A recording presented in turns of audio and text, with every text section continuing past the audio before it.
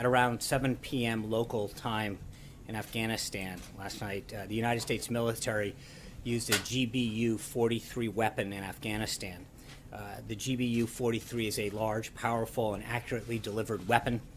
We targeted a system of tunnels and caves that ISIS fighters used to move around freely, making it easier for them to target U.S. military advisors and Afghan forces in the area.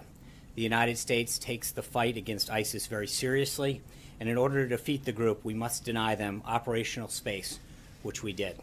The United States took all precautions necessary to prevent civilian casualties and collateral damage as a result of the operation.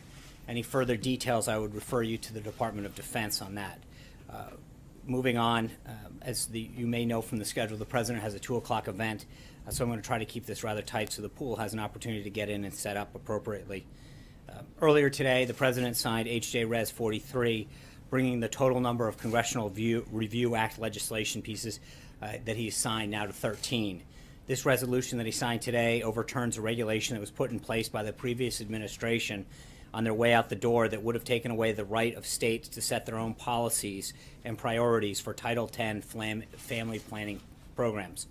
Our federal system was set up to allow states to address the unique needs of their own populations when possible, especially when it comes to programs as important and sensitive as family planning.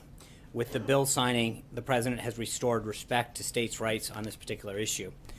As I mentioned at the top, there's an event at 2 o'clock where the President will be meeting with the brave first responders who were involved in the I-85 bridge collapse and thank them that occurred in Atlanta, to thank them for their work and dedication in addressing this horrible situation.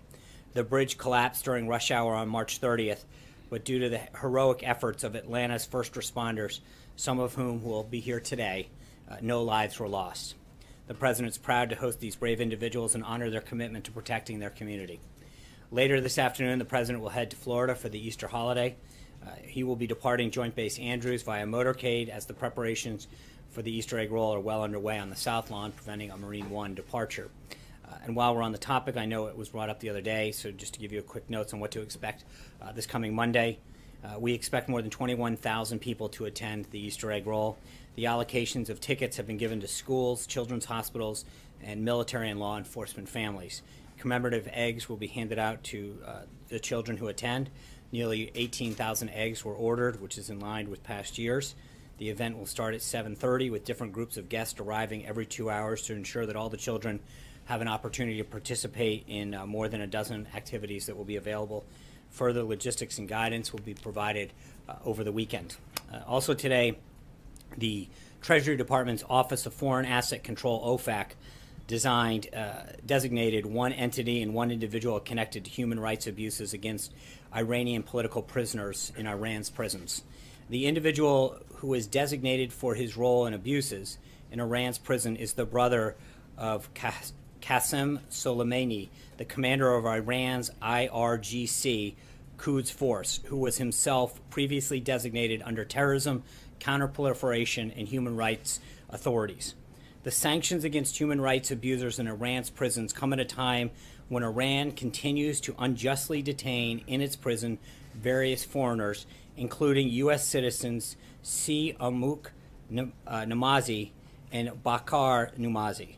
We join recent calls by international organizations and UN human rights experts for the immediate release of all U.S. citizens unjustly detained or missing in Iran so that they can return to their families.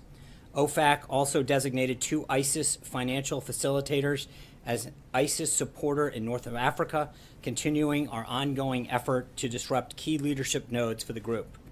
Moving on, over the past few days, the President and members of the Cabinet have held many meetings and discussions with their international counterparts about the significant foreign policy challenges facing our world. Yesterday, you heard from the President himself alongside NATO Secretary General about the need for a strong funded alliance to combat terrorism, the humanitarian crisis ongoing in Syria, and many other serious threats to our collective safety and security. Also yesterday, Ambassador Nikki Haley, along with her counterparts from 9 other nations, voted in favor of a draft resolution to denounce the heinous chemical attack carried out by the Assad regime last week. Unfortunately, but not surprising, Russia stood in the way of this resolution. However, I'd like to point out that the abstention of China on the heels of President Xi's recent successful visit in Kazakhstan, a longtime Russian ally and former member of the Soviet Union. Both of these abstentions are notable and signify that the United States is persuading the world that the use of weapons of mass destruction cannot go unanswered. Secretary Tillerson, as you know, was in Russia yesterday to meet with his counterpart and ensure that they are made fully aware of the United States' positions in both areas of practical cooperation, such as defeating ISIS, and areas where Russia does not share our interests and values. As you know, the Vice President will be departing for his 10-day trip to South Korea, Japan, Indonesia, and Australia on Saturday morning. His office will be providing more information later today. Finally, I'm glad to announce that the President will host the Prime Minister of Italy for an official working visit to the White House next Thursday, April 20th. The leaders will discuss the upcoming G7, which will be hosted in Italy and Sicily, and a range of issues of mutual concern. With that, I'm glad to take some of your questions.